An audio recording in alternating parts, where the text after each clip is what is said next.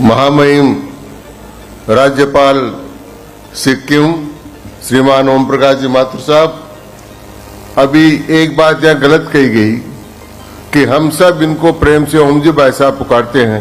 मैं ऐसा हूं जो इनको प्रेम से ओम जी कहता हूं, तो ये मेरा एक अधिकार है। हमारे प्रदेश के यशस्वी मुख्यमंत्री माननीय भजनलाल जी, हमारे विधानसभा के अध्यक्ष वासुदेव जी देवनानी साहब, हमारे दोनों उप मुख्यमंत्री आदरणीय दिया कुमारी जी, आदरणीय प्रेम बेरवा जी, पार्टी के अध्यक्ष राजेंद्र जी और मदन जी राठौड़ साहब, राजेंद्र राठौड़ नाम चढ़ा हुआ है।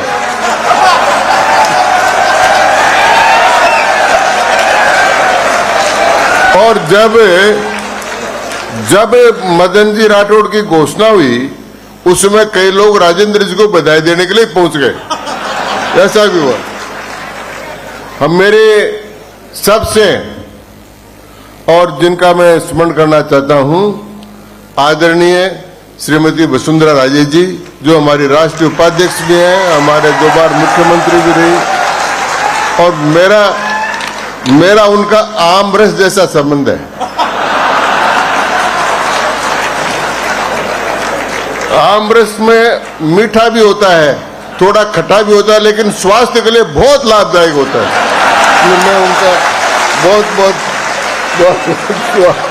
स्वागत करता हूं।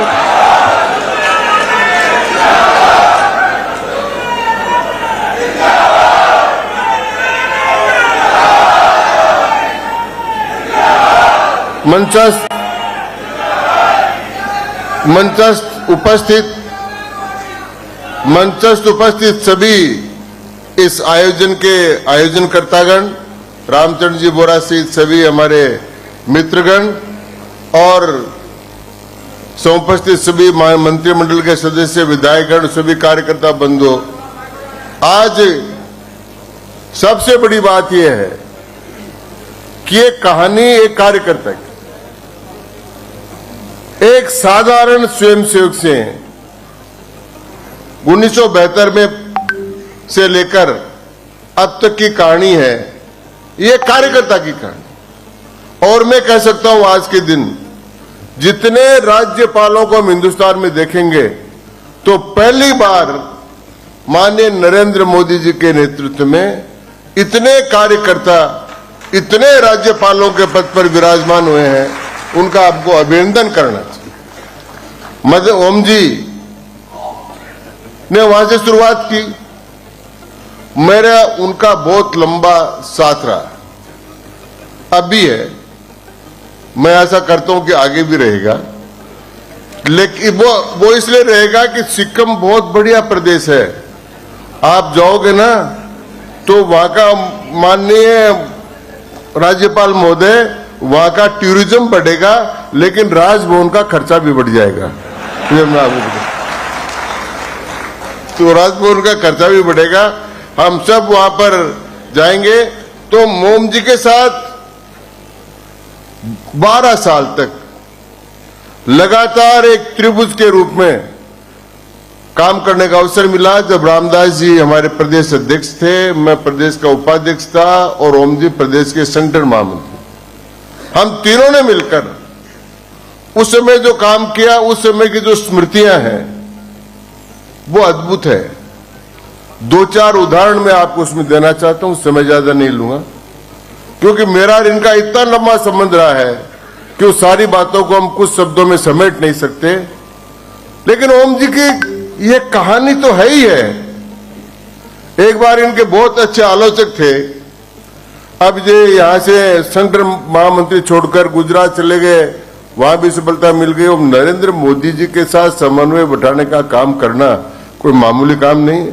तो वो ओम प्रकाश माथुर ही कर सकते थे, उन्होंने किया। तो कई लोगों ने मुझे कहा, यार ओम जी चीज क्या है, ये छत्तीसगढ़ जाओ तो वारावा मानते थे उसको, वो जीत गए। तो मैं ज्यादा लंबा न बोलकर मैंने एक वाक्य बोला, मुझको लाला सुन लो। बोले क्या? वो 100 बाला और 1 लाला बराबर है। तो ये जो ताकत ओम जी की थी। इस ताकत के कारण से कई बार मेरे पर भी लगा और ओम जी पर भी लगा, आपके तो लगा फ्रिज में, आपको तो ठंड पीगी, ये कई बार कहा। लेकिन जो ही कोई कहता था ठंड पी, तभी वो किसी चीज के प्रभारी बन जाते थे। जो कहा आपके पीगी तो आपके बन गया। ये करते करते अंत में पार्टी ने और राष्ट्रीय नेतृत्व ने ये समझा कि एक संघर्षरत कार्यकर्ता का और एक संघर्षरत योद्धा का सबसे ऊंचा सम्मान यह है कि उसको गवर्नर के पद पर प्रतिष्ठित किया जाए। तो ये कहानी जो है वो कहानी इस बात की कहानी है, ये मैं कहना चाहता हूं। मैं इनके साथ एक बार हिमाचल प्रदेश चला गया, ले गए मुझे। अब मैं हिमालय पर चल गया तो वहां जो पहाड़ है उन पर यूं चढ़ते हैं और उतरते उसमें गाड़ी ऐसी तेजी से आती है कि एक सेकंड इधर चुके नीचे, एक सेकंड। एक दिन मैंने कहा ओम जी मेरे बस का काम नहीं है, तो ओम जी ने कहा चलना ही पड़ेगा, हमको चलना पड़ेगा। तो ठीक है, थारे तो बाप जी पास कोई लेन देन नहीं है, मेरे सारों को सारों आओ काचो पड़े हैं, तो मुझे चलने दो। तो ये माने नहीं, मुझे घुमाते रहे। अंत में ये वहां जब आ रहे थे तो मैंने कहा आप तो बाई रोड जाओ और मैं तो वो जो टॉय ट्रेन है ना उसमें बैठकर कालका जी आया और उसके बाद इनके साथ बैठा। तो एक किस्सा है। अब फिर इसके बाद में एक बार हम गुजरात गए, बड़ा भूकंप आया था गुजरात में, उस समय जो काम किया वो काम था। इसके अलावा राजस्थान में दो बड़े काम इनके सेंट्रल महामंत्रित्व काल में।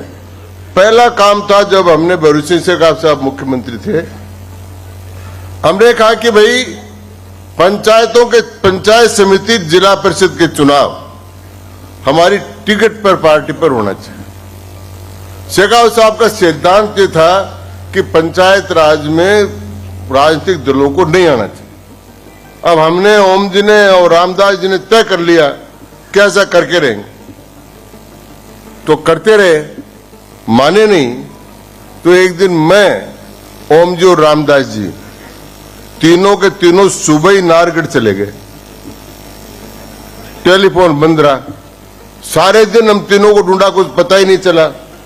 रात को हम वापस आ गए तो बरसूसरी कहा इधर आओ, हम चले गए। बोले तो गैल पड़ गया, मानोगे नहीं, मानोगे नहीं, चलो तुम्हारी मर्जी में यहाँ करो, चलो छोड़ दिया। और पहली बार पार्टी का चुनाव जो है वो इस आधार पर।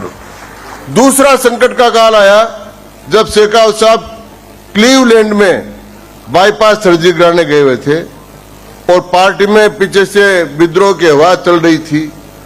उस समय ओम जी ने, हमने सबने मिलकर चौकी डाणी को, ये चौकी डाणी पॉपुलर ही तब से हुई।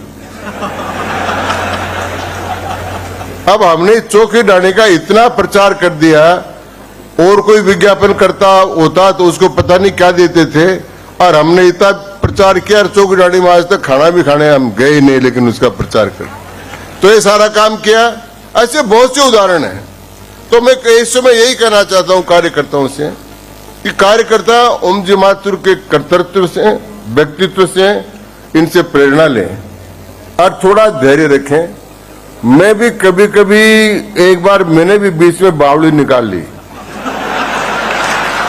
चौपड़ में बावड़ी होती है ना, तो वो एक बार मैंने निकाली, लेकिन ओम जी ने कभी नहीं निकाली। निरंतर सातत्यता के साथ काम करते रहे। इसलिए आज का ये कार्यक्रम, और बहुत से उदाहरण है मेरे उनके साथ में, लेकिन समय ज्यादा नहीं और सब बोलने वाले हैं। मैं तो यही कहना चाहता हूं कि आज कार्यकर्ता के लिए एक आदर्श है कि अगर धैर्य से, सातत्यता से निरंतर कार्य करता रहेगा तो वो महामहिम बन जाएगा, और नहीं तो मेरे जैसे माननीय में ही रहेगा। ये ध्यान करना। बहुत बहुत धन्यवाद, शुभकामनाएं।